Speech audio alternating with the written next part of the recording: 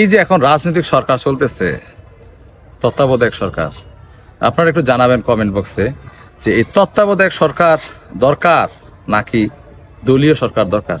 তো দলীয় সরকার কারা কারা চান একটু কমেন্ট বক্সে জানাবেন। আর এই যে তত্ত্বাবধায়ক সরকার মানে কেয়ারটেকার সরকারটা কারা চান এটাও জানাবেন।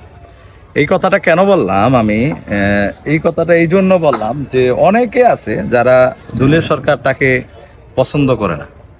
কারণ দলীয় সরকার থাকলে সাধারণ আপামর যারা জনতা আছে তাদের জন্য কি সুবিধা, আর কেয়ারটেকার গভর্নমেন্ট থাকলে যারা সৎ এবং নিষ্ঠাবান সরকারি চাকরিজীবী রয়েছেন বা যারা বড় বড় পদে আসনে রয়েছেন, যারা দীর্ঘদিন যারা ভালো ভালো পদগুলি পান নাই যোগ্যতা থাকা সত্ত্বেও, তাদের কি সুবিধা জনগণকে দিতে পারে বা তাদের জন্য বা দেশের জন্য কতটুকু সন্তোষজনক বা রাষ্ট্রের জন্য কতটুকু সুযোগ সুবিধা পাবে, তো এই বিষয়টা কেমন হবে, কোনটা চান, রাজনৈতিক সরকার নাকি কোনো দলীয় সরকার নাকি কোনো কেয়ারটেকার সরকার বা বর্তমান যেটা রয়েছে, কোনটা আপনাদের জন্য সবচেয়ে উত্তম, এটা একটু জানাবেন কমেন্ট বক্সে।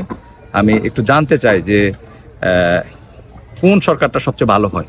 তো আমার যে পরিবার আছে, আমি আশা করি 23,000 লোক এবং আরও যারা আছেন সবাই একটু কমেন্ট করে জানাবেন, সকলে কমেন্ট বক্সে জানতে চাই। ওকে, আসসালামু আলাইকুম।